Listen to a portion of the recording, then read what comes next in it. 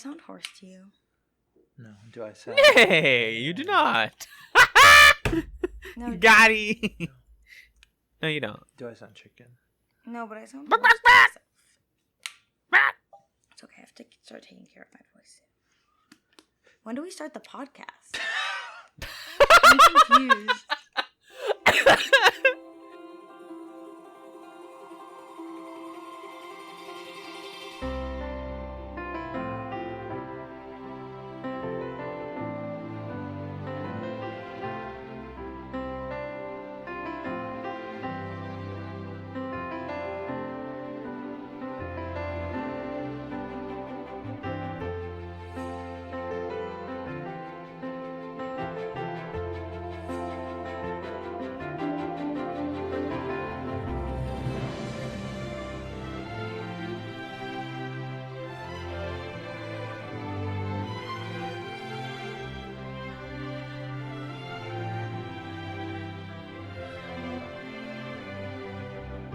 Hello, and welcome to Chats, a television podcast, Season 4, The ChatzRoom. My name is Alan, and this line that looks like Kilimanjaro is how excited I am to record with the one and only Magellan.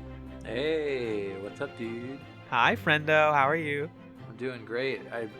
Do you have the next part of that line as the rest of your joke? Yes, I do. I Okay, do. Then I'll talk about it after you say that. Stupendous. And this line, as flat as my abs, is connecting me to our wonderful guest this week. It's Jessia. Hi. Hello. I'm very excited to be here, and I see what you did there because I've definitely heard that. I thought it was flat as my ass when he said it in the episode. The potentially unnamed African American character. It's Gary. I think. Jerry. Okay, great. No, it's Gary. Gary. Oh, Gary. He's not unmarried, but he is Gary. But then Magellan was like, "No, it's flat as my abs," and then he said, which I guess is a good thing. It's kind of ambiguous, but Because you want your abs to have a little, some divots. Yeah. A little Yeah. plumpness. A little. yeah, not exactly plumpness, Definition? more like definition, muscle tone. But Yeah, that's a standard of beauty. Yeah. And we say fuck standards of beauty here on Chats. Mm-hmm. Hell yeah, Jessia, you're a returning guest. You've been on the show before in previous seasons. Yes, Freaks and Geeks. Freaks and Geeks, yes, a classic, an underloved classic. Mm-hmm. Oh, yeah. And you've been watching the Newsroom week to week, or you're caught up to us at this point. Is that correct? Oh yes, definitely. I really am excited to go on. Actually, I want to watch it now. If you two only knew. If you only knew I how know, dumb I'm it scared. gets. Oh. Well, it's already kind of dumb, but I don't watch much TV, so I think I have I can be critical, but I also am like, we were talking about the moment in a previous episode when Will is talking to Nina about how his staff is so amazing. Yep. And you guys talked about how it's just like a silly ploy to get people to like fall in love with all the characters.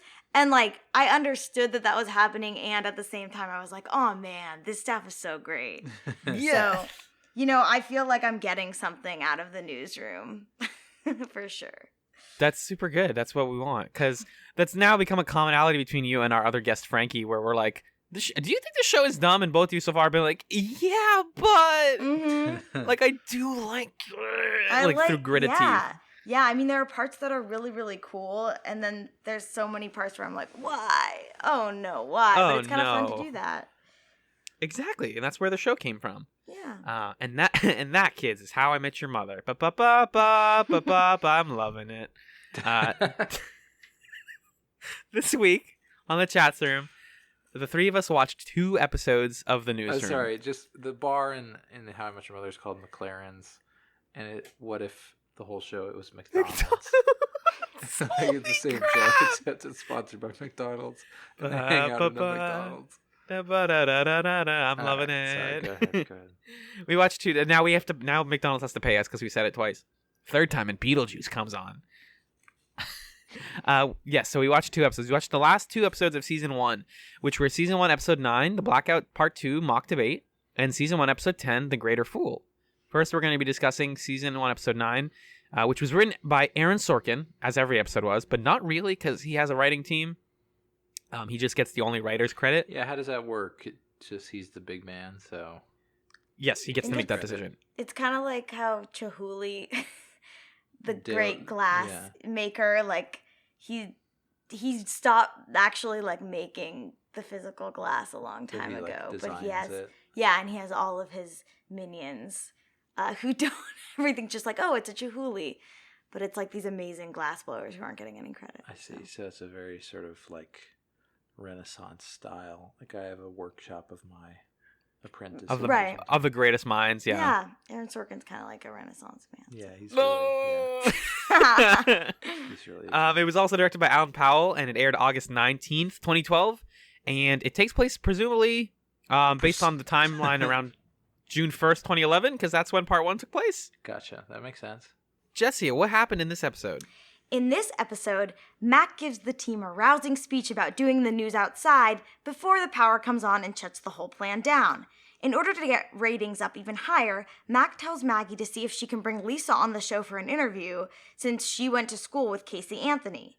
Maggie brings along Jim, who is useless, and finally convinces Lisa to do the interview even though she never really knew Casey Anthony that well. The interview ends up being a chance for Maggie and the rest of the staff to use Lisa as a sounding board for their statistics, since nobody actually cares what the interviewee has to say. In the actual mock debate prep, the network head brought down to oversee the project is having none of the team's new debate tactics. He wants good, clean, boring questions and nothing that pushes the envelope. Finally, Don begs Maggie not to leave him for Jim. Lisa gets back with Jim, and the episode ends on Neil finally gaining entrance into the illegal hacker chat, where he finds out that the person who sent the death threat to Will goes by the handle Charisma, with a Z. Extremely important. Oh boy. Where to begin? I slept through half of this episode. Yeah, you're sleeping? No, it's just, here's the thing. The beginning of the episode is super dumb. It's like, it just shuts down the whole point of all the sincerity of the ending of the last one. Mm-hmm. Where it's like, oh, God, give me a sign. And I mentioned this last week. I said, I hate it when people say, God, give me a sign, and then it happens. I hate it even more when it happens and then it unhappens. That's super unfun to me. Magellan said when Mac was giving her speech, Magellan was like, oh, I would love it if the power came back on right now. And then it happened. I just so badly didn't want to see the episode where they're like, we can do it. We can set up the desk outside. We can take it apart, put it back together. You have a camera? These cameras are heavy. We'll just bring one camera. It'll be great. We'll do the new... Can we have class outside today? I just didn't want to see that happen. But the newsroom is starting to... These last few episodes, it's starting to kind of make fun of its characters and its premise more in a way that, you know, seems self-aware but also is kind of cheap.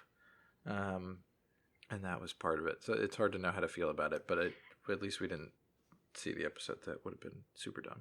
Yeah, I think it is hard to know whether they're actually self-aware or if they're just like, oh, we're wrapping stuff up, sort of, and then leaving cliffhangers, because like some of the relationship stuff, both in this episode and the next one, it's like they're literally just saying like plot points that we've seen in terms of like, this person loves this person and this person loves this person.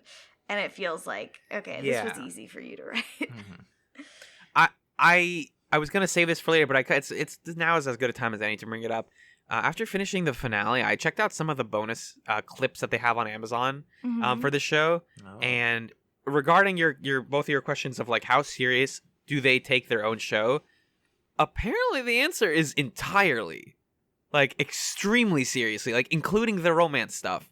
Because one of the clips that I watched is this like 5-minute montage of different people talking about the show, like different cast members, and then also Aaron Sorkin and Alan Powell being like, we wrote an amazing show about the news.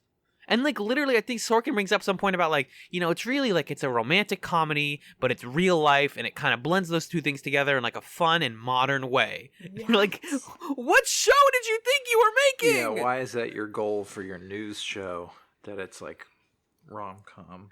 There's like a director at the Oregon Shakespeare Festival who like is so good at directing dramas like Streetcar Named Desire, Long Day's Journey into Night, and he just like botches comedies. Like and I think Aaron Sorkin is similar in that he is like the new stuff I still think is really cool and interesting, even if sometimes it's a little contrived. But I think it's still like cool, and they're making good points that are like really at least showing me like that things were, the Tea Party stuff was all like building up and led us to this point. So like he's so great at that. And then the like relationship, human, social stuff, he is so bad at that. And so it's like, figure out what you're good at and either like bring in someone else who knows what they're doing or like just don't even try. That's how I feel about that. That's brutal. Or just we got to send that to Aaron Sorkin. No, I mean, I really respect. No, I agree. I agree. I respect all the like news stuff that he's doing, but it's like, oh my god. I mean, so white man. Yeah, 100%. Did I interpret the plot of this episode correctly in my summary that that they're basically like, all right, well, we're already doing Casey Anthony bullshit. Can we just like really like have some fun with this since nobody actually cares and we're doing it for ratings? Like they essentially sell themselves out. And they're like, well, let's just the sense that I got was the premise is still that we're doing this coverage because it's going to get us ratings and we need somebody that nobody else has. Hey, does anybody have somebody nobody else has? And in typical newsroom fashion, same thing that happened in the very first episode. Oh, my roommate is actually entirely relevant to this news story. Isn't that easy? And then I think once Maggie had Lisa on schedule, she makes the decision of, I'm going to like feed her things to say. But I don't think that was their intention at first. It wasn't their intention at first to say, like, let's find somebody who can be a voice for these statistics. I think that happened after they had already, like, cemented Lisa as their guest. Right. Because they were looking for Lisa before they knew that she wasn't actually that close to Casey Anthony. I think she says some line where she's like, we cut class together, like, a couple times. And that's the extent of our friendship. So they're like, well, we got to give her something to say. This will be terrible if we just bring her on. And she has nothing. Well, yeah, Lisa, just because we're talking about Lisa, like, it's so infuriating to me that this, like, the characters within this show are using Lisa, and then I feel like the show itself is also using Lisa. So, like, both on the diegetic and, like, extra diegetic levels, Lisa is being used. And, like, I loved this one moment when she, like, starts to talk about, like, a woman's right to choose. And the way she does it is pretty intense. However, like, they're all like, oh God, please stop, once she starts. But, like, they brought her on. She's allowed to say whatever she wants to say. And I love, like, that made me love her. I love that she took the opportunity to, like, to speak about being pro-life, like, when they weren't expecting that. Especially after so much shit has happened where she's like been like Jim is screwing around with her, like Maggie is also like screwing around with her, and she literally, Lisa says that Maggie is her only friend. Like, really? Like the show is just shitting on Lisa all the time, and then she gets this one moment that I really like. Jessie, did you mean pro-choice or pro-life there? What did I say? Oh shit. You said pro-life. Oops. Sorry. It's because I was looking at my notes and I was like, Will is pro-life? ? Sorry. No. Pro-choice. My apologies. I just want to, I was like, I know what you're saying. I just want to make sure we are all on the same page. Lisa is pro. She takes the opportunity to explain, like, why she's pro-choice.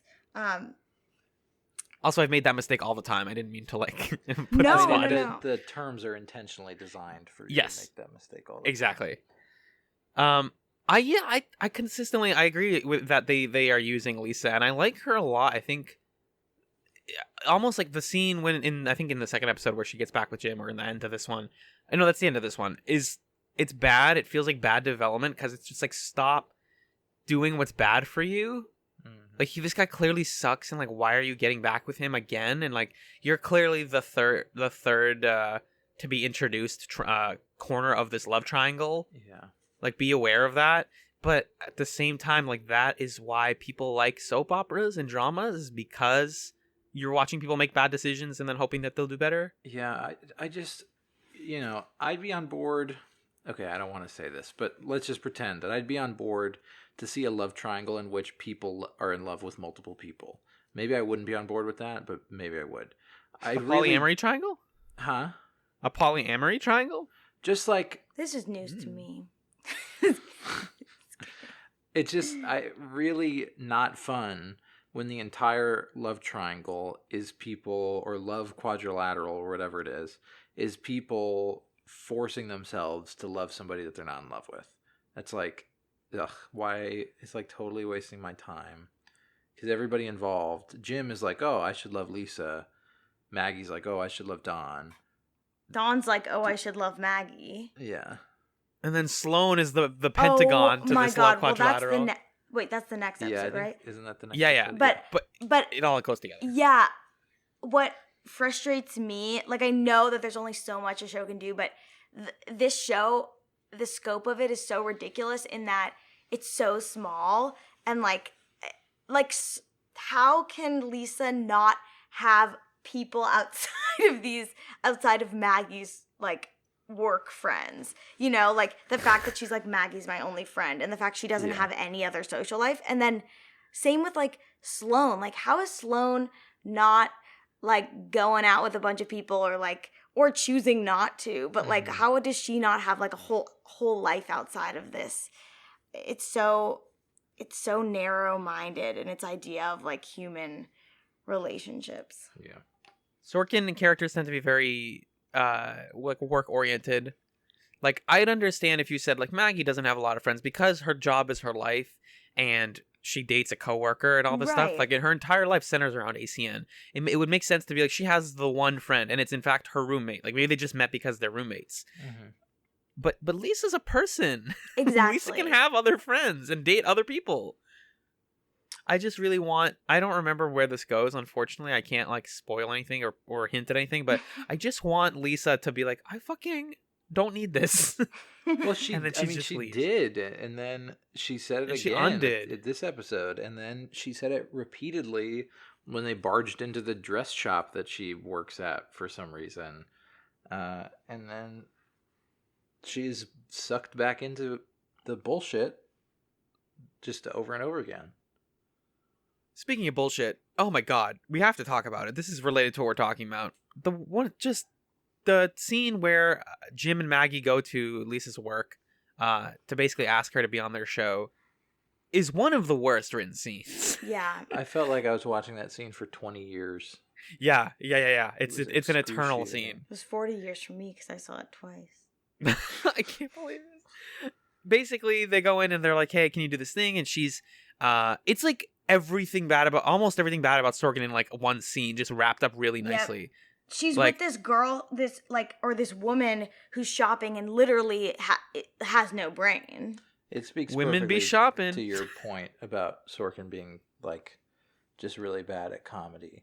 Yeah, where it's like, oh, the scene is funny if this like ditzy woman that I'm writing this way keeps popping out of the curtain and is like, look at my new dress. What do you think of this one?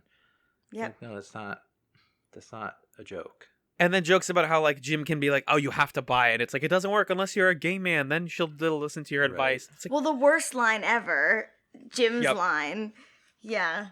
Oh, just a work of art. Just an absolute work of art. He says, he talks about like when Lisa goes into the like dressing room to help the girl out. He's like, what are they doing in there? Do you think they're kissing? I said, Jim, shut up. He's like, if I were a girl, all I'd ever do is kiss other girls. And then he just kind of like mumbles under his breath something along the lines of, Jim, you need to stop. It's horrendous. But there's more horrendous. Can I just jump to... Oh, please go ahead. Neil and Sloane. Yeah. And sorry, go ahead. The whole... so he's trying to use Sloane as like the subject of his fake trolling. That's not so fake. And first, I think it might have been in the episode before, but like there's comments about her, like, so he wants to make comments about her body that are stupid, but then like they take them, what am I trying to say? He's like explaining examples of what he might say, like that her butt is like huge or something, and then she's like, my butt huge, and then he's like pins him against a wall. Yeah, she's like pissed about it, and then he's like, a lot of men like big butts, and then she goes, they do. Like she's an idiot, and she talks about how she's socially inept all the time, and it's like suddenly she's like, oh, like I don't know, just it's so gross. And then so Neil is whatever. We'll talk about the logic of this troll thing in a second, but basically for some godforsaken reason it has to be Sloane that he's trolling. Doesn't make any sense. I mean, honestly, it's probably just Neil trying to flirt with Sloane as like part of his whatever he's doing. And but he has a girlfriend. That's true. But he's still a horny boy. Yeah. But he's like, basically says, okay, here's the thing. I want to say that the government is in a conspiracy cahoots, which is whatever. Sorkin, you're trying to make a fun thing out of 2 words, and I didn't have much fun with it. The government and the news are in a conspiracy to like distract us. She says, how? And he says, by shoving your boobs in our face. Yeah. And I think he actually might say breasts. Breasts. Yep. Yeah, that's shoving your breasts in our faces. By shoving your breasts in our face. And then faces. And then he says, for what it's worth, I'd be on board with any conspiracy cahoots to shove your breasts in our faces or something like that. Like, really? Yeah, that's an HR violation times 10. You could get fired for that one. Like, it just seems like so, like, suddenly the men in this show will say, like, really gross, sexist, creepy things offhand as jokes that, like, are really out of character because we like these characters. Like Neil and my version of Neil would never say that, right. You know. Yeah. And then also to complement that, Sorkin adds in all these like little throwaway lines for the women where they're like side, like, I don't know, commenting under their breath, either like affirming those statements or that the men are making, or like worrying about things, or getting like hysterical. Right. Yeah, we talked about the scene, I think, from last week where Sloane is talking to Mac in like a bar, and like Sloane is trying to explain the economy to her, and she's like, but Will said this. Do you think we're okay? What do you think Will thinks about me? And it's like, these women cannot escape the men that control their lives. And we've also talked before about how Mackenzie is kind of starting to exist just to make Will better. And that's obviously why in the universe, the reason she's existed on this show. It's the reason it's also the reason she is on Newsnight. Like that's they put her in her position to do that. Yeah. But it just feels like that's like, wow, it's bad. I don't even know how to describe it. It's just bad. It's embarrassing to watch, honestly, because some of these are all like adult women too. Like, they're not like teenagers. One more, or maybe this won't be the last one, but another example of like how the comedy is so off. Mm-hmm. So when they do that little bit about like, he suddenly has a bit with a like, not costumer, but a dresser, where we've never seen like a designer or dresser on this show before, and he's talking about his pants. Oh, yeah. Was that this episode or the second one? This episode, I think. The scene where he can't put his pants on is the end of the next episode, though. No, it's not. No, it's this episode. No, it's this one. You're right. You're right. Yeah. It's this one. And like, I'm like, why are they having this? And it's just a setup for this one moment where he can't put his pants on. It's like, really, he's gonna hop out of his office where he's changing and be in his boxers? Like, another HR violation, but also like, how stupid. Like, oh, the comedy is just so, it's not real. It just takes us out of the show. Right. And it's because Mac is like, oh, Will is so competent or whatever to Brian.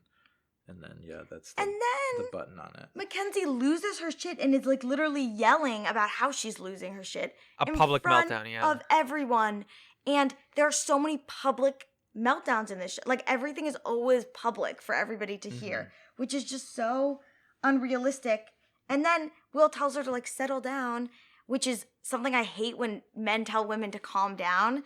Yep. And I wrote a whole song about it in Gravity, the musical that I've been writing. Anyway, quick plug. But then she's like, I'm not going to settle down. And then she's like, oh, yeah, I should settle down. It's just like all of it pisses me off. It's remarkable that this stuff keeps going on and just nobody checked Sorkin on his shit ever. Yeah, it is remarkable. What else happens in this? I guess, let's see. So to kind of close out the love quadrilateral thing, Lisa's ghosting Jim a little bit, but then, and he keeps pressing her on it. And then at the end of the episode, he goes, Mac gives him a pep talk where she says, gather roses while ye may, or whatever. And we're all supposed to understand that means go get Maggie. Yeah. Right. And then he tries, but then Lisa thinks it's for her and whatever. Which is reasonable for her to think. Yeah. Yeah. We haven't really talked about this. I keep wanting to bring it up and not knowing where it'll fit in. But basically, there's like this kind of side plot throughout all of these last couple episodes where Mackenzie and Will and all the higher ups are starting to know about like the hacker plot, and have basically been enlisting Jim to like do the research for them and giving him a lot of responsibility and like treating like almost like he's like becoming his own protagonist or something in that plot. And it's been in the behind the scenes, but that's also like where the gather ye rosebuds moment comes from, is like Mackenzie sees Jim, and this is due to their relationship in the past, but she sees him as like this really smart go-getter guy that's gonna like, this guy's the new generation, like this is the good guy. Yeah. And I'm interested to see how that changes throughout the rest of the series, but it's very weird because I don't like Jim at all, and I like him less and less every week. And it makes me angry to see them like giving him all this agency. Right. The line, this is just another example of like Sorkin being an old guy, that like, and clearly Will McAvoy being him in the show. I forget where Will is. He might be like in his therapist's room at some point, Dr. Habib, and he's looking at a bunch of encyclopedias, and he goes like, Oh my "Oh, God. I love encyclopedias. Like, I wish I wish I could have owned a whole set of them. I love." Just like you open a page and you go to A and you're like, this is like Ann Arbor, Michigan. Like I'm going to learn the whole history of this place. And then the psychiatrist is like, your dad was abusive, and so that's why all your problems are happening. Did you know, by the way? Did you know? Did you know And that's he's like, exactly how it always works? in every show ever, whenever there's a guy like you. And then Will's like, you can't, that's the thing I hate about the internet. You can't browse for random information. You have to know what you're looking for. And it's like, Aaron Sorkin hasn't used the internet. No one taught him how to use the internet. That made no sense. He literally never learned. That's totally a thing you can do. Wikipedia has a random button. I know. It's everything. That was so profoundly like, yes, this is an old man. This is like crusty, sad, dated old man. Like, old man yells at cloud. I mean, that's like mourning the loss of cable TV because you can't channel surf anymore. And it's like, you can still find a way to watch something that I can be indecisive about other things. Yeah.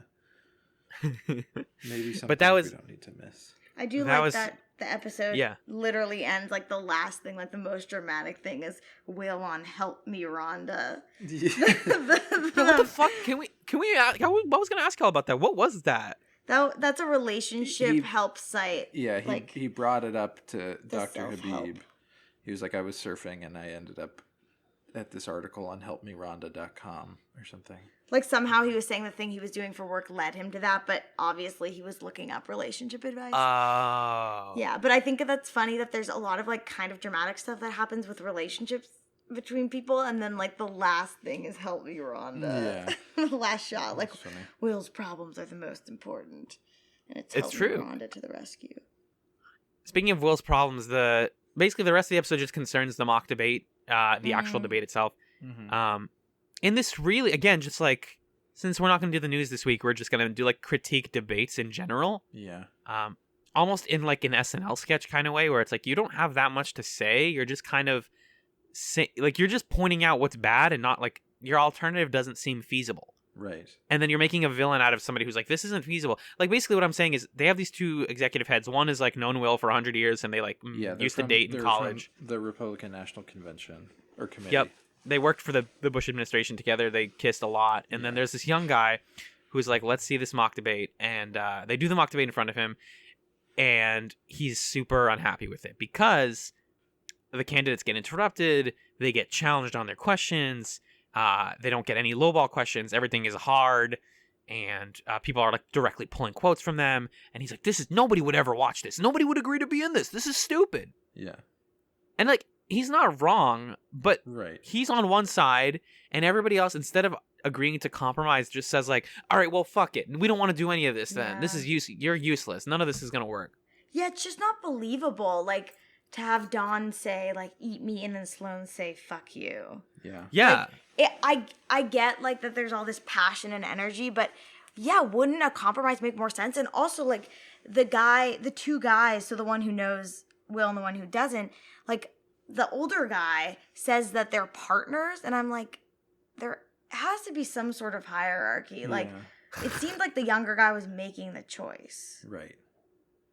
Right, there was nobody checking him on that. He's just like, well, I don't like it, so it's not happening. It just seems like there should be some middle ground between the clip of Michelle Bachmann or whatever saying, I don't remember the question, like, do you like Toby Keith or whatever the hell that question was. Right. Person on her, and then it's just like, I have it on my iPod, and they're like, oh, we know what she has on her iPod now. Yeah, that's the scene at the end. There has to be a middle ground between that, the straw man clip that they're showing, and like Will McAvoy not letting them say a single word. Right. And I feel like it would make sense for ACN to be like, okay, maybe we can't totally change how debates work, but we can do a debate where there are no stupid questions. That would be something. So it just feels like they had to go with this absolutist moment because of the logistics of we are a fictional news organization that dealing with real world events. And so, like, realistically, we can't show you an episode where they have a debate with the candidates because that didn't happen. That didn't happen in real life. Exactly. Yeah, so that ends up being one of the last like major parts of the episode. But I do have some, and then there's like the crazy montage at the end where like 15 different things happen, and like Lisa gets back together with Jim, and then Will's on the therapy thing, and then everyone freaks out, and then it's like, and the episode's over. Like this and the finale feel like they're really just rushing to close things up so that we can open new wounds next season. Mm-hmm.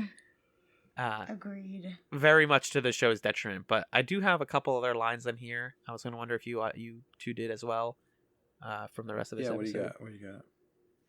Oh, also one of the last shots is just it's a hint at what's going to happen next episode, which is Charlie's looking at a psych evaluation for Solomon Hancock. Oh, right. But yeah, that's handled really weirdly. And then there's the Amy Winehouse song at the end, which is very good. And where is the line that I actually wanted to bring up? Will, when he finds out who Lisa is or something, is like talking about somebody's age, and he's like, oh, they can't have a 15-year-old on here, and they're like, she's 25, and he's like, they all look 15 to me. And I'm if in X number of years some news comes out that Aaron Sorkin has done some shitty stuff beyond what we already know he's done as like a person, these are lines that I'm gonna look at and be like, this guy he writes characters that are like, that say these kind of weirdly creepy gross things. They all look 15 to me. And I know all the guy's saying is like, they look really young, and I don't understand, like 28, 25, 15, whatever, it doesn't matter to me. But that's the kind of stuff that you can go X to Y to Z and then be like, actually Aaron Sorkin's a fucking creep. Yeah. Well, also because it's implying like he's not talking about all the boys. Also, he's yes, like talking about all the women. One of the girls. Right. Yes. Yeah. They like really, like they've yet to show like a quote unquote stupid man or like dim-witted. Well, because man. Jim was that early on, but then they've just like made him the hero. They've definitely shown like real life men who are dumb, but they have not, you're right, created a character out of whole cloth who is like a man who's built up to be a target for insults. And I'd say that like there's a new like there's a new either like throwaway woman character or every episode, or there's like a character that we know like Mac or Maggie or whoever, or Sloane, who's made out to be dumb in moments. But like the girl the other Casey Anthony girl from the past episode, or I guess she was in the beginning of this one from the Blackout, or who was like, oh, well, in the next episode, the like sorority girl that he still calls her sorority. Yeah, the whole show starts and ends with a character who fits that exactly. Yeah. Exactly. Yep. Oh, we're gonna talk about her next episode. Fuck. All right. So speaking of next episode, I don't have any trivia, and I guess we did technically go over the news for this one. Yeah, it's not really a specific moment in time, so. Exactly. There's no gestalt. Yeah. I fucking love that word so much. So in exchange, Jessia, do you want to be on with us for part 2? Yeah. Yeah. Yes, please. Yes, please. I'd love to. I have notes. Even Very more exciting. notes. Well, in that case, if neither of you has any other words, we're gonna cut to the news bag. He says, remembering which one we're on. News bag. And we'll be right back to discuss the season 1 finale, The Greater Fool. Hello, listeners. Welcome to the news bag. It's the feedback segment. You thought we were gone, huh? Because it's been 2 weeks since we put out an episode. Well, we're sorry about that. I don't know. Things happen. Scheduling. Crippling sickness on both ends. I'm still in the midst of a really bad cold. I want to die, but I wanted to bring you this episode. It's my gift to you. It's my Sunday gift. So here it is. It's the news bag. That's the show. I have that like wheeze cough sound in my throat. It's bad. We got one email. This is actually from the end of January. Jeez. This is for our buddy Dan. I forgot to read this one last week. I'm sorry, Dan. I did apologize to him over email, but I'm going to read it now in its entirety for you, the listener, the ChatzRoom listener. God, here, let's just do it. Alan, I'm totally down with what you said. That makes the show great. Those scenes when they're broadcasting and doing fast-paced juggling, like putting together a good show instead of having it spin into chaos, is very fun to watch. I like to imagine that that's what it's really like. Magellan suggested that he didn't care for the us versus sensationalism angle that the show often takes, and I'm curious to hear what he thinks about the Blackout Part 1. Well, there you go. You heard that. A thing this show sometimes does that he doesn't care for is that it'll cold open into a scene with a person eventually making some sort of point with a drawn-out joke or a clever parable or a belabored factoid. Pretty quickly, I'm like, I'm done with your knowledge porn. Let's get to the point. Something else he's noticed is that he enjoys the episodes more if he doesn't read the episode descriptions. That is definitely true because it'll tell you, what you won't like or will like, and it kind of just gives you too much information. Sometimes he says there is awful camera work in this show. Yeah, it's like often not a very pretty show. It's very, like bad. So like it honestly like feels like low level of craft. I think sometimes, because other times it feels like at least very competent. And then there's times where they use this shaky camera, which is what Dan refers to here. And he says it looks like someone was trying to copy David Fincher's style without understanding how and why he does that. His problem with 5-1, May 1st, the episode, is that it was an episode about the death of Bin Laden, but they somehow made it slow and boring. This episode made Lisa into a convenience character where they can just plug in whatever personality they need from her to create drama. Last week, she was a complete self-doubting, messed up person. In this episode, she was the calm, rational, smart one in the relationship dog pile. The idea that Will could be that baked and still do a news report without anyone noticing is nonsense.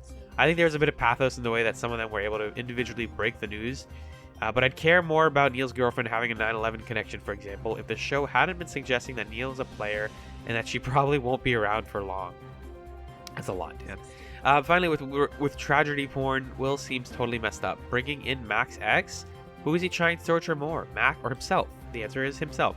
The scene with Dawn breaking down the Nancy Grace footage was great and awful. It's a great moment in the illusory secondary world of the newsroom, but there is also a thread of me sitting in the real world and wanting to call up Sorkin to be like, I see what you're doing here.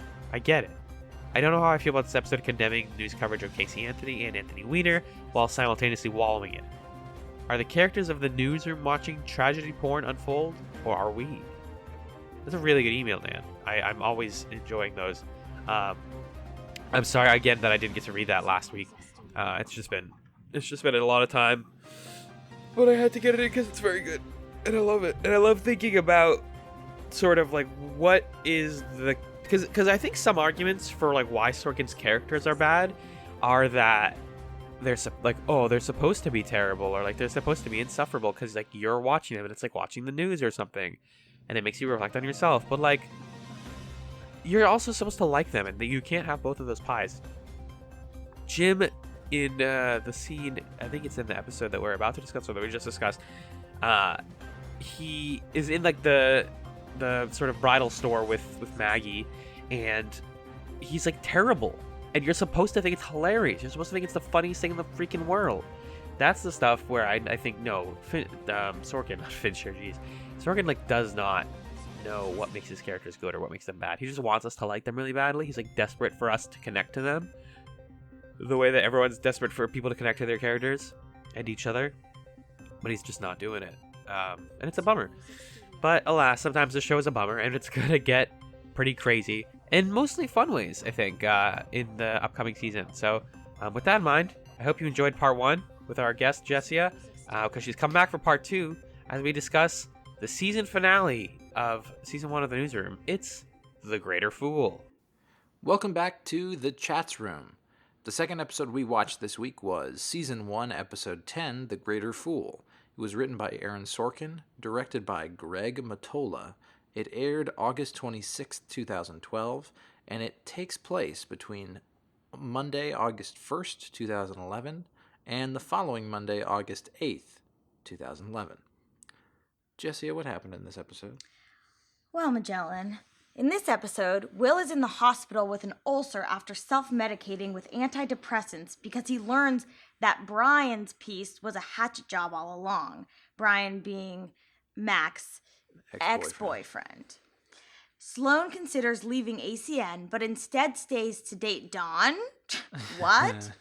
In Charlie news, Solomon Hancock kills himself after sacrificing his career for the news hacking info, prompting Charlie to pursue the story even further. Nina reveals that she has a voicemail of Will telling Mac he was high during the Bin Laden story, leading Charlie, Mac, and Will to finally confront Leona and Reese about the hacking. Lisa gets mad at Maggie for making her part of this hellish love triangle. Maggie storms out and embarrasses herself in front of a Sex and the City bus that Jim happens to be on. Jim and Maggie kiss in the rain. Everything seems fine, except then Maggie moves in with Dawn for some reason. And finally, Will plays one of the many greater fools in this episode by doing an amazing piece about how the Tea Party is the American Taliban. Mac reveals to him that she was there holding the signs in the audience at the college debate. The girl who asked him the question at that debate applies to be an ACN intern. And lastly, Nina deletes the incriminating voicemail. Oh. Chaz, which ends with "I never stopped," and then Nina stops it, and we're led to believe that probably he says, "I never stopped loving you." Alan, what'd you think of this episode? No. Jessia, what'd you think of this episode? I mean, I have a lot to say. I don't have to go into it all right now, but mine's not a no. It's like oh, geez, Louise. Great. Joe, what did you think of this episode? Yeah. Yeah. Yeah. It's so rushed. They're just like, we gotta go. We gotta finish this up. Kill everybody. This relationship needs to end in a shitty, dumb, ridiculous way. Will needs to say the thing. The news people need to freak out, but not really enough to change anything. And then these people need to date. And bada bing, we did it. We finished the season. High fives all around. Like, it just feels like someone like mopping up. The show is often guilty of whatever telling and showing mean to you. The show is often guilty of telling more than it shows. Oh, yeah. And this episode especially just encapsulates all of that. Yeah. That's what I was saying earlier about them, the people, especially in this episode, just like explaining what the plot is, basically. Right. Yeah. Explaining everybody's very clear, uncomplicated intentions of like, I like this person, but I'm dating this person. Right. So let's see, what can we cover quickly here? Let's talk about the Charlie Skinner plot briefly, because I think that we can kind of round that out in a self-contained way. First of all, the framing of this episode is that it's showing the newscast, and then it keeps cutting to like 8 days earlier, cut back 7 days earlier. So it's showing us the newscast and showing us how we got there. Previous episodes, I felt like the temporal framing device was well handled. This one, it kind of just felt like it was just doing that for show, and there wasn't really any reason that we needed to have that. Anyway, so Charlie had his friend that he was talking to, Solomon Hancock, who is an insider at the NSA. It's revealed through Jim's research that he has had some negative psychiatric evaluations. He may or may not definitely have tried to pay a prostitute to sleep with him, and he may or may not definitely have been stalking his ex-wife. And so he lost a lot of credibility. And Charlie was like, hey, your credibility's not so great. Just give us what we want. Fast forward to Jim walks into the room. Hey, Charlie, somebody just killed themselves off the Queensboro Bridge. Charlie's like, okay, how is this relevant to me, basically? And Jim says, well, it was that guy that you were trying to get the stuff from. Aww. Yeah, it seems, I don't know. We had a black person on the show, and then we didn't. Yeah, and it just like, I didn't really feel anything here because the reason that he was made to kill himself is because he wasn't narratively useful anymore. You know what I mean? Like literally, like in the fiction.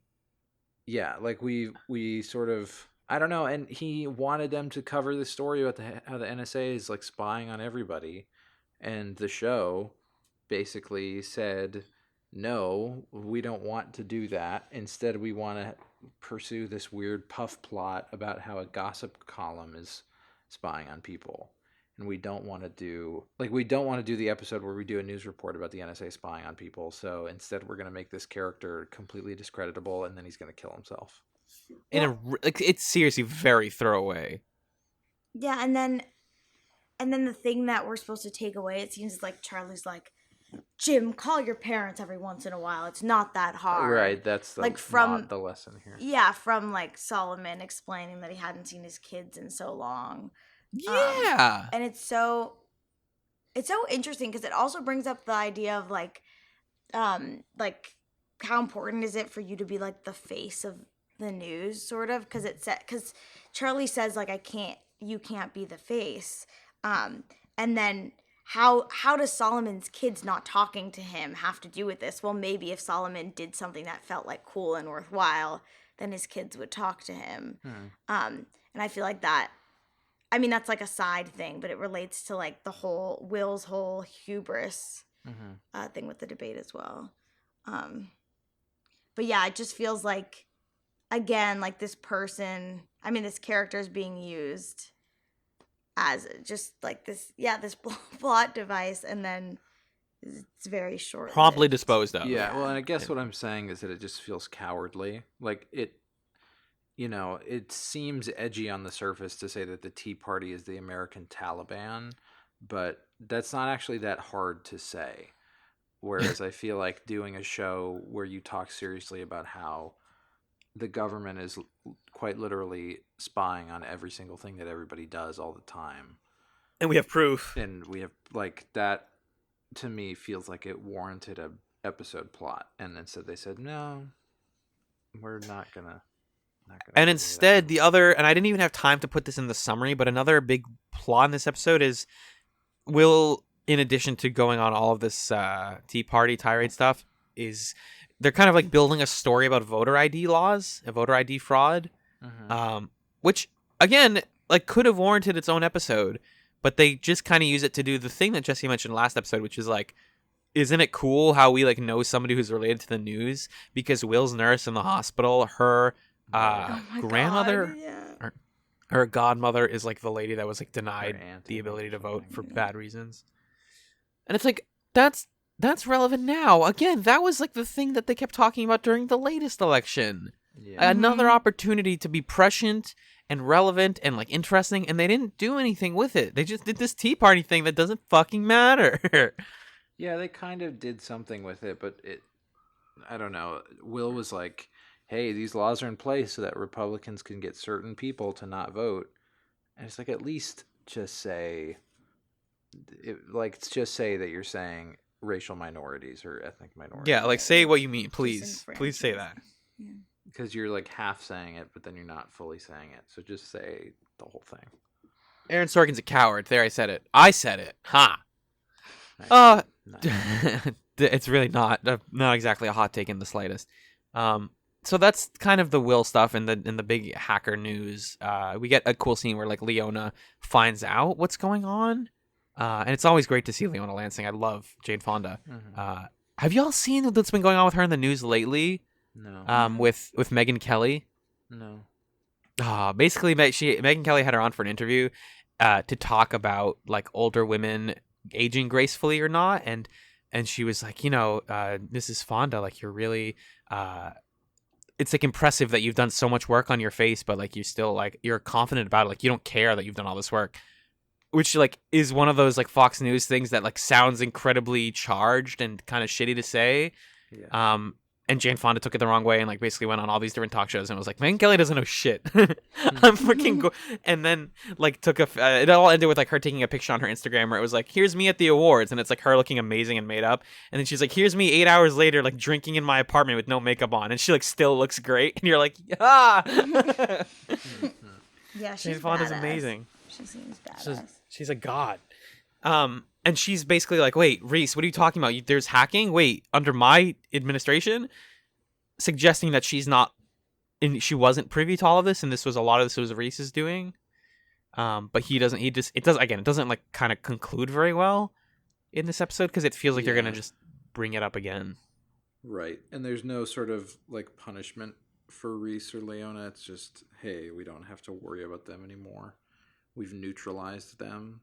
And now, we'll have a new villain, I guess. Yeah, and it also feels like so.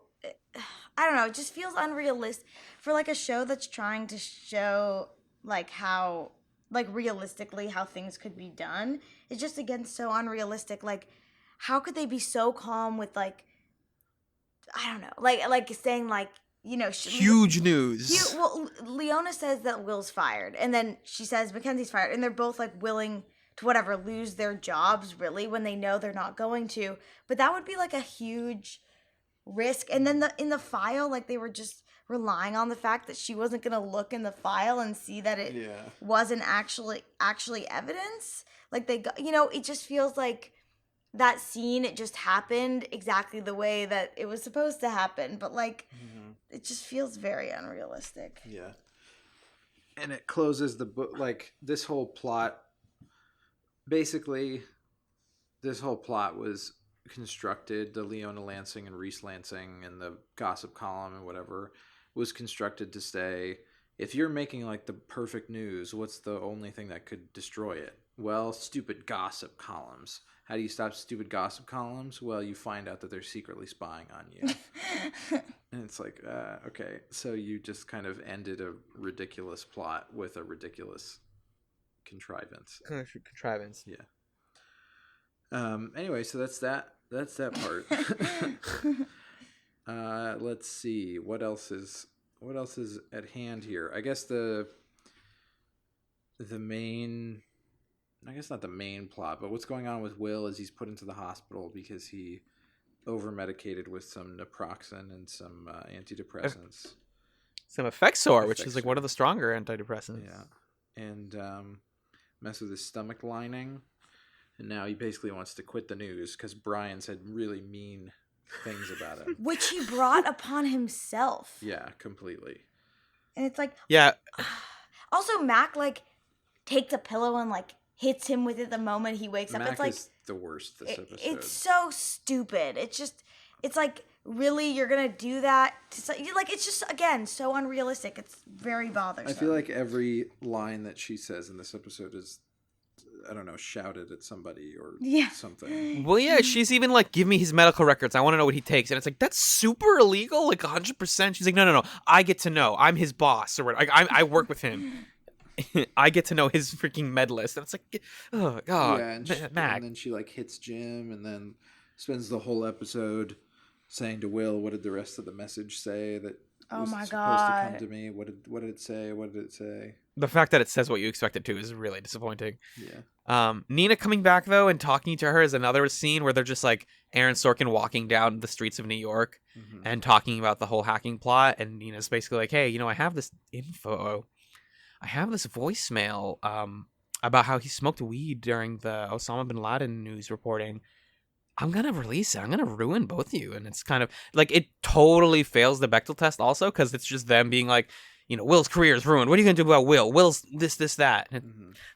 But in that moment, like, Nina's actually, I mean, she doesn't want to do it. You actually see that Nina's, like, changed a bit. Yeah. Because she's warning Mackenzie she doesn't want to get the second source. And then at the end, when she deletes the voicemail, that's solidified that she doesn't want to hurt him. Yeah. Or, like, I would hurt love... him. Moment. I would love a season-long love triangle between Nina, Mackenzie, and Will. No. Just like... No, you wouldn't. I know I would. I just want to curse this show to death. Especially because I know, man. I know. Yeah, that kind of... That is the short and long of that stuff. Mackenzie being bad is disappointing. Real briefly, does the hacker stuff actually go anywhere this episode? Okay, so here's the stupid hacker thing. Neil, I guess, gained some approval by the hacker troll You mean guys. the trolls. thing, yeah. Is that what you mean, or are you talking about the phone hacking? Yeah, I'm talking about the trolls. Sorry. Yeah. There's a lot of, like, bad Hacking, old man hackers. tech stuff in this show. Mm-hmm.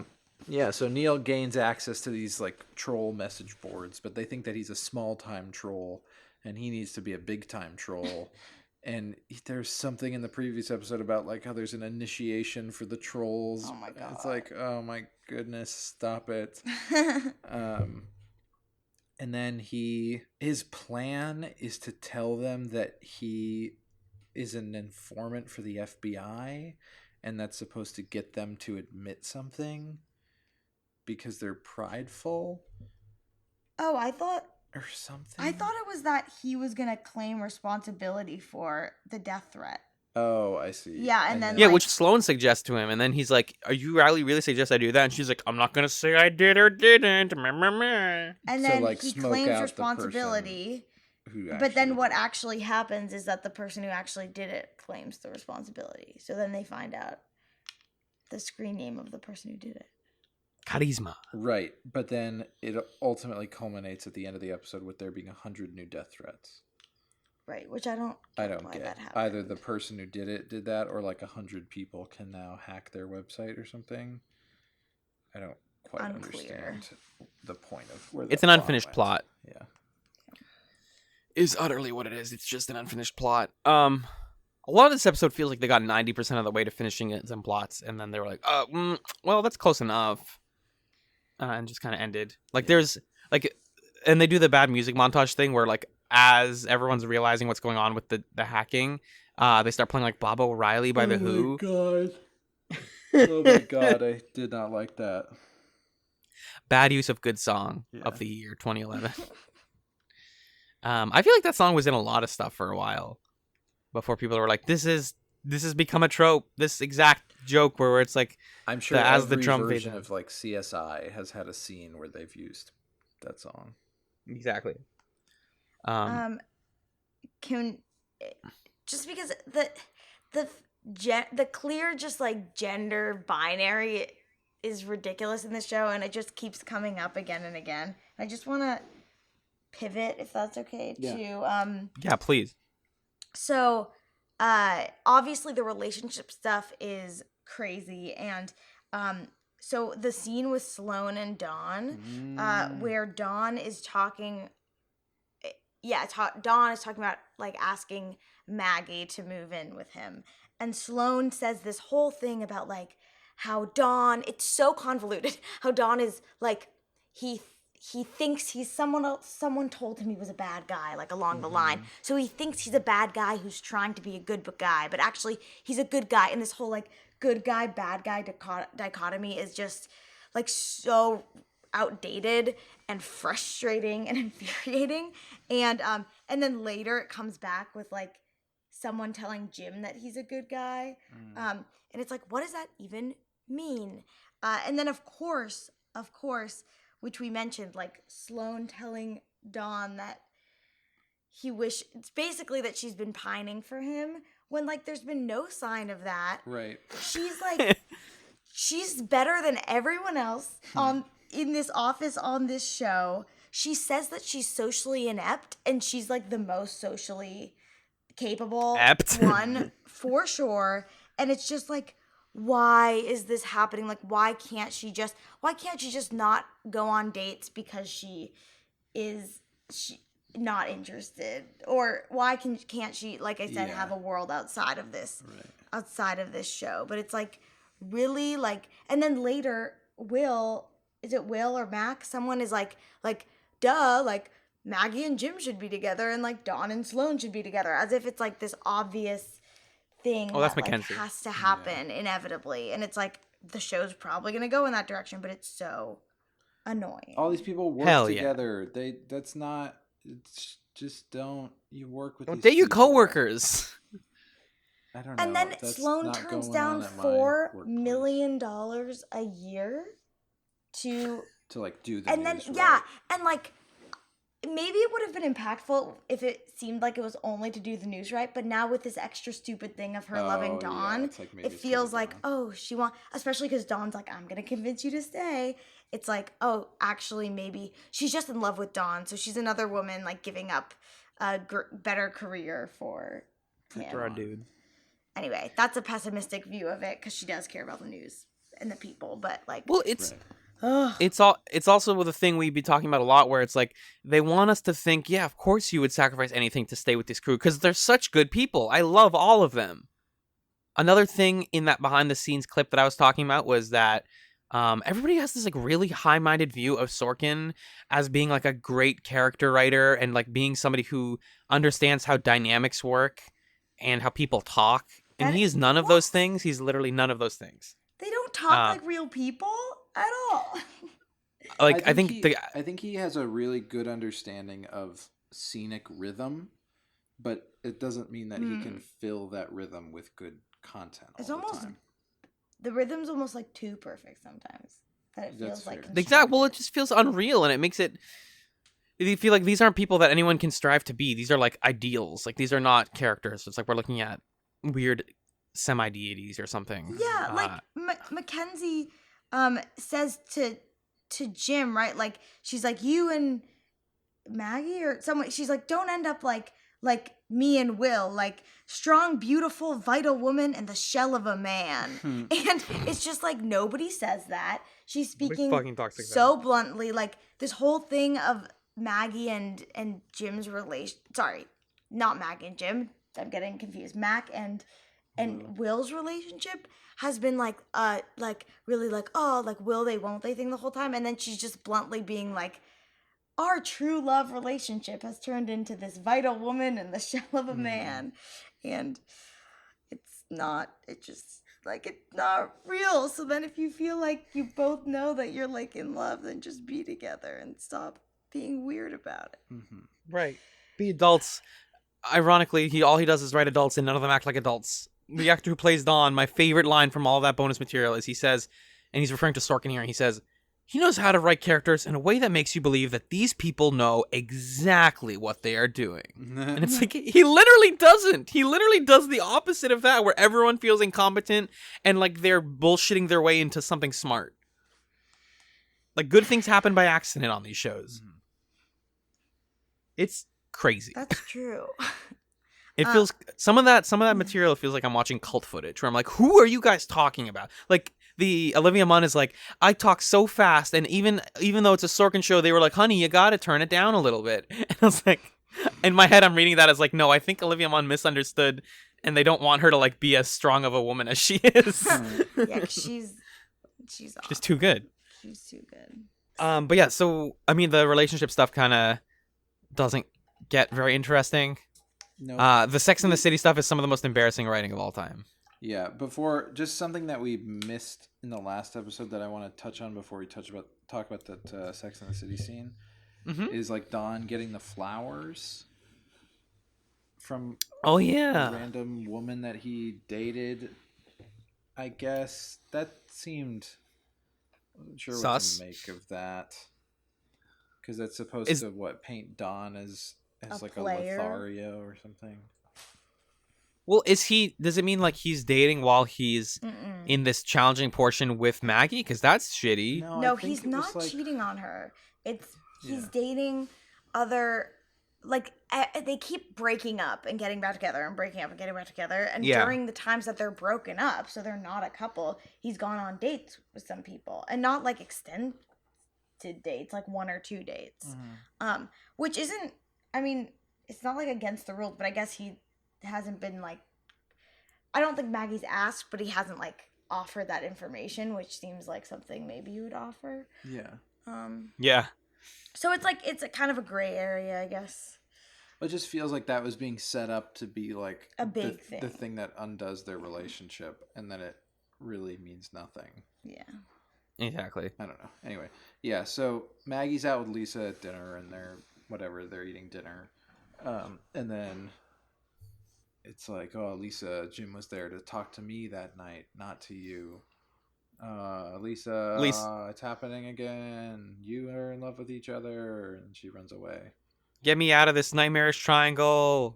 And then they call back to an earlier moment where basically Maggie says, or somebody says, like, if you want to do something nice for Lisa for Valentine's Day, you got to go on the Sex and the City bus tour where they like, is this a real thing, by the way? This is embarrassing if this exists. I wouldn't doubt it. It's not Valentine's Day, right? No. Or no. Sorry, I was just thinking. Oh, I'm confusing plots. Yeah. We're like, if you want to do this cute thing for her, she likes this, like, take her on this bus tour, and he's like going on it. More that she loves Sex in the City, and he just needs to learn more about it. Oh, that's how he'll educate himself. Yeah, Neil knows a lot about it, I guess, because Neil just knows random stuff. Everything. Yeah, I think Tess also references it. She makes like a good Sex in the City joke at some point. Well, someone's like, "Do anybody know about Sex in the City?" And she's like, "The show, or like the real, or the thing, or like me having lots of sex." I love Tess so I'm gonna go much. back to not saying any lines now. Thank you. Bye bye. I was really a news reporter. That's like earlier when she was like, oh no, you can have sex in a bathtub. This is how you do it. Yeah. I do it all the time. Tess is just the best. So he's on it ends up being, she goes outside. Of course it's raining. Of course they're outside of a restaurant. She has a public freak out because Aaron Sorkin loves writing women freaking out. She does it in front of all these women and says, this isn't what real life is like, which is hilarious. It's obviously meant to be ironic because the characters on Sex in the City were also the types to go like, this isn't what love is really like. From what I've seen of that show. Is because it was sort of this, like, I guess postmodern is the word, show about like women who are like self-aware and confident and live in a cosmopolitan area, but they're also all very rich and white, so it like didn't have that much self-awareness. And then you have Maggie doing the same thing in front of all these people, and they're all eating it up, and then Jim pops up and goes, Maggie? She's like, no. And he goes up to her and he's like, I'm taking you home. I'm taking you. He puts his military training on. He's like, I'm getting you out of this rain. Military training. His military boy. It's like, and then they fucking kiss in the rain. Up there. Stop. Just stop. Because they're not she's not broken up with Dawn at this point. Remember, this is where she's like, all right, that's it. I'm doing it. Cut to, I'm going to break up with Dawn. I have this perfect script written. This is brilliant. I'm so smart. Here we go. Because she doesn't know how to speak to a person unless she writes a script. Which I think is just character development, but it's dumb. She goes to Dawn's apartment, and he's like, hey, shush. He like basically does the like finger on her lips, like, shush. Do you want to move in with me? And she's like, yeah! There's like a room, an apartment full of candles that are lit. Barf, barf, barf. Oh, no woman could ever resist that. Yeah. When Dawn knows, you can see in his face, he knows that she's about to break up with him. Yep. And he's like, oh, disgusting. Well, actually, I want to commit. Come in here and take this key. Oh yeah, he gives her a key like a ring because that's supposed to be what modern people do. Yeah, I will say I really like the line where she's like, I already have a key, and he's like, but this one's in a box. Yeah, that's one good. That's a good line. You're right. And now they're like totally together, and it's them. They're together. And Jim calls, and she like denies the call. Right. Yeah. Oh my god. Sloan likes Dawn and Jim likes Maggie, but Maggie and Dawn are dating and everything's bad. That's where they leave the season on with those people. Mm-hmm. Unfortunate. I can't believe it. But I think like last week or something, Magellan was like, "Oh, but they're gonna like probably wrap this stuff up soon, right?" And I was like, "They won't. They will not. We have so much more show to go." I love it. I'm into it. Yeah, I'm ready to watch more. Like I said, I am ready. I am. Yeah. I do. I guess I do appreciate that they like set things up because they definitely knew where they were getting a second season at this point. The ratings didn't drop off that severely until like the second to third season, which is when they were like, "Oh fuck, we ran out of ideas." But for now, they kind of have a bigger arc planned for these characters. Do y'all have any other scenes from this that we wanted to talk about? I just that final scene with the only thing to call her is the sorority girl, because that's how she's referenced. That whole final scene is just so ridiculous because it is literally two women sitting listening to the man that has barged into the room, like, to recount, call her sorority or girl again, say idiot question, like reference her question as an idiot question like 5 times over, and to just berate her for ruining his life, and then to be like, you know what, you're this fantasy kid in this literary Camelot comparison, so you're matching exactly what I wanted to narrativize anyway. Hire her. Right. Yeah. Like, you are what makes America the best country in the world. Oh, right, you are, which Magellan predicted that he was going to say. But like, oh my God, seriously, like, ugh, so irritating. It's like Mackenzie hasn't even interviewed her yet. Hire And how her. can she interview her now that the boss said you're hired? No, it's exactly. Like, well, this is dumb. But This also, how is embarrassing. this woman supposed to feel? I don't know. It's just so insane. Because they both of the women end that scene being like mouths agape, like wow, he just said so many words. They're like, oh. People are always impressed on the newsroom when people say a long thing. Like if I just every time I said a monologue, that's what podcasting is we just talk and the other person reacts. But if every time I said a long thing, John was like, whoa, and was then speechless for 10 minutes. And then started clapping. Yeah. Exactly. Another scene where they clap for Will walking into the room. Oh, That's yeah. happened like twice or 3 times. Just Aaron Sorkin's fantasies. Yeah, people applauding for him. And then throwing drinks in his face. Yeah. I know how he does it. I know what my boy is into. Also, it doesn't. Mac being revealed to be the person who held up the signs at the debate. It means nothing. Doesn't mean anything. And, Will saying like, you could have told me 15 months ago. It's like, what would that have changed? I don't know. It just doesn't. Yeah, mean that anything. wouldn't have changed anything. But I mean, her holding up those signs theoretically like sparked everything. I suppose that's true. Because if he hadn't, like, he took the leave of absence and Don was Got promoted, rehired. His staff left, Mac was hired, all that jazz. Yeah. Is And it all ever that explained jazz. why he saw someone who wasn't her in that seat? I don't Vertigo medicine. Really? Basically, like it was like a hallucination. The other woman was a hallucination. Yeah, that was just like he thought he saw someone else in the crowd, and he mistook who the other person looked like and thought it wasn't Mac, but it was. It's like thin white women with like a bob cut. Like that's not whatever the haircut is called. Like that's a pretty common look, and he just like saw that in the audience and was like, I don't know who that is. It was pretty far, and his head was not in a clear space. But anyways, more newsroom next week. Oh man, Golly. I know that it's hard because I don't want to just like shit on the show because I'm enjoying watching Why not? it. So it's Yeah, like, but it just this episode just was a recap of all the stuff that was dumb. right. I know, Yes. I know, It was but like it's fun to yeah. like see dumb stuff, I guess. It's true. Sometimes, Yeah. and especially when you're thinking about like criticizing it, or like critiquing. It's just an interesting thing. you know. Yeah. Okay, we trying to get something positive out of the negatives of the show. Yeah.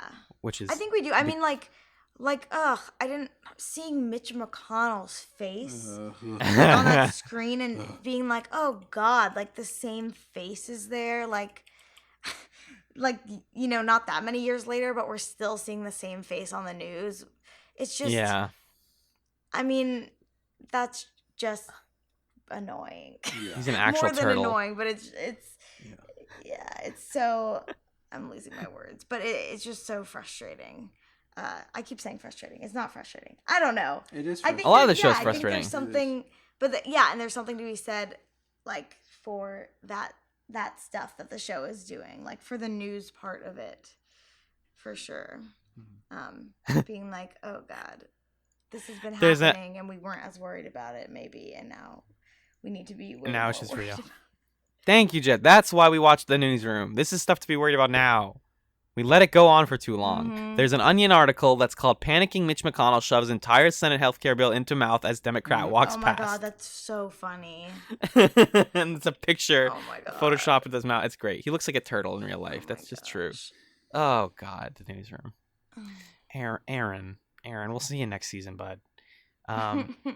Finally, before we leave, we're going to talk about what happened in the week of August 1st, 2011. August 1st, 2011. August 3rd, 2011. In the news, Foxconn plans to add 1 million robots to its plants over the next 3 years, according to a Reuters report. Yeah, just read. You can just read that. Yeah. That was me doing it, John. This is the segment. The fun thing about how we do this segment is that it's us looking at it and then we cut out the parts where we're thinking. Mm-hmm. Oh, BBC journalists stage another strike in protest of planned redundancies. What does that There we mean? go, What journalism. planned redundancies is that referring to? Let's read about it. Planned redundancies. Who could forget? There's a Guardian article. I love the. Oh no, this is the Daily Mail rather. Newsnight axed and BBC News disrupted as BBC journalists strike over redundancy plans. I don't know what redundancy plans are. That's actually what I want to know. This is the problem with the news. They don't tell me what the thing they're talking about is. They just tell me about it happening. Government funding, cuts, budget cuts. I think redundancies is referring to like they cut things because they're like, oh, this job is redundant, so we're going to fire a bunch of people. I see. And also some other stuff. Have I got news for you? Repeats shown in place of Newsnight. Radio programs reduced or replaced with repeats. Okay. I see. So it's more like a content Gotcha. repeat. Gabrielle Giffords returns to Capitol Hill. The subject Hey! of an earlier episode of the Newsroom. After Fix You, yeah. Yes. Thank goodness. Mhm. That was such a weird time. And that was a weird episode. Yeah. Tropical Storm Emily. I don't remember that one. Oh, that's the one that affected, yeah. Puerto Rico, Guadalupe, that whole area, the Dominican Republic. Yes. I do remember this, actually. North Korea. Oh, my God. North Korea agrees to talk to the United States to restore nuclear weapons negotiations. Yep. That didn't really work out so well. R.I.P. The Minister of Foreign Affairs in Australia was having like terrible heart problems. And the debt ceiling crisis that Sloan Sabbath keeps talking about continues to be a fucking big deal. Yep. Like a huge deal. Yep. They raised the debt ceiling. In 2011, the United States House of Representatives passes legislation to raise the debt ceiling and avert the 2011 debt ceiling crisis. 20 protesters are arrested after disrupting debate in the House. And some other stuff. Man, yeah. So some pretty interesting stuff happening. That's all specifically like August 1st, but this presumably all continued throughout that week. Yeah.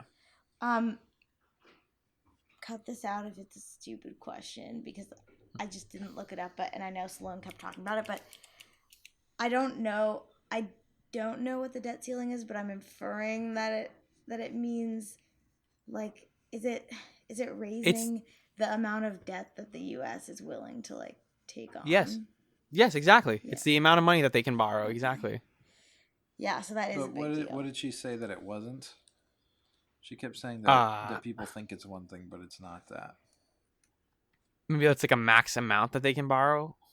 Well, raising a seal, like the connotation kind of feels like, oh, we're like raising feels like it's a good thing. I don't know. I think she was saying that raising the debt ceiling means we are borrowing more money, maybe. But in actuality, it just makes it so that we're able to borrow more. Raising the debt ceiling doesn't authorize new government spending. That happens when Congress okays I spending see. bills. Yeah, she thinks that people think it means more spending. It'll let us fix things. All it really does is it allows the Treasury to borrow more money to pay for spending that was already approved. Right. So it allows us to fix our mistakes, but it doesn't allow us to make new improvements. Right. That makes sense. Interesting stuff. That's a very good question. We are the average person that she's talking about. We're like, I know what it is, but I'm not extremely clear. Yeah, that's what that is. Jessia. Yes. Magellan. Yeah. Hello. Hello. Thank you, Jessia, specifically for being on this podcast with us. Thanks for having me. I'm so excited to continue on this newsroom journey. And if Magellan ever has to call out sick, I'm here. Inevitably, when we kill Magellan, you're going to be the new co-host. It's going to be great. We're going to have to make different art. Oh. When someone makes fan art of us, they're going to just have to put a wig on it, and it'll be Jessia. Perfect. Yeah, this was lovely. Magellan, can you tell the nice people at home, what we're doing next week with the newsroom? First is season 2, episode 1. First thing we do, let's kill all the lawyers. Here we go. Season 2 premiere. Will and the Newsnight staff are questioned by their lawyer about a story they've aired that's become a network crisis. An on-air remark from Will has him pulled from 9/11 anniversary coverage. Wow, okay. Oh, wow. Getting tense. And then the second episode is season 2, episode 2, the Genoa tip. A tip on a story that will ultimately cripple the network starts to become more real. Mackenzie and Sloan continue to push Will on drones as Don urges Will to advocate for Troy Davis. Maggie is unfriended by her roommate. Neil... Shit. Say it. Neil gets arrested. Oh my god, I forgot season 2. Boy, oh boy. Basically, season 2 has a plot that extends across the whole season. That's supposed to be a big surprise shocker. And that's the Genoa stuff. That's what that's about. Okay. So we're gonna get that. We're gonna get 2 new characters. I can already tell from the thumbnail. These are both good people. Get more white people on this Aaron Sorkin show. But yeah, it should be a fun time. So, Jessie, do you have anything that you'd like to plug? Oh, wow. Yes. Well, I mentioned it earlier, but I am in the process of writing a new musical with some collaborators, and it's called Gravity.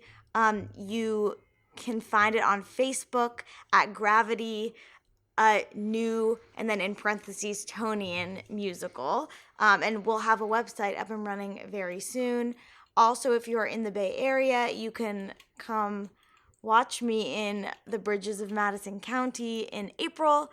And also, if you're in the Bay Area and want to take any improv classes, I teach them for Bats Improv. So look me up. It's very fun. Keeping it local. Oh, Yeah. Very exciting. Magellan, my friend, where can people find you on the internet? They can find me online on Twitter at JustAFluke. That's JUSTAPFLUKE. If you would like to take any high school U.S. history classes, It's not the same. not quite the Magellan. same. You have your plate full. You can't teach any more children. Yeah, you're right. And then adulthood, that other show, it'll return. So that's all that. Alan, what about you? Well, Magellan, you can find me on Twitter over at Alan Ibrahim. That's spelled ALLENIBRAHIM. And you can listen to me on another podcast. It's a monthly show called Fireside Friends. You can find it at firesidefriends.net. It is a pop culture show. We just released our episode about Doki Doki Literature Club for the month of January. It's gotten a lot of good feedback, and next month we're talking about The Circle, the 2016 film The Circle. I hear it's bad. But our show is good. Apparently, I don't know. I'm just on it. But yeah. And then, of course, if you want to follow us on the show, you can check out at ChatsPod on Twitter. You can send us feedback there. Or if you have longer feedback, you can email us, chatspod@gmail.com. We love receiving that feedback. We'll read it on the news bag. It's a good time. And you should definitely rate us on your podcast app of choice. If you have iTunes, give us 5 stars on there. If you have, I don't know, Stitcher, whatever, or Google Play, do that. Google Play. Live your best life. Google Play. Google Play, Google Play. Google Gaga See Play. a Google Play, s'il vous plaît. Google Play, s'il vous plaît. Wow, Jessia. Hey, Yeah. I don't even speak French. France. France. oui. K-Tal. K-Tal. I took the same Spanish class Magellan did. We learned K-Tal. Get that. I think that's it, Magellan and Jessie. I think we did it. Yeah, we succeeded. We did the did podcast. We did the podcast.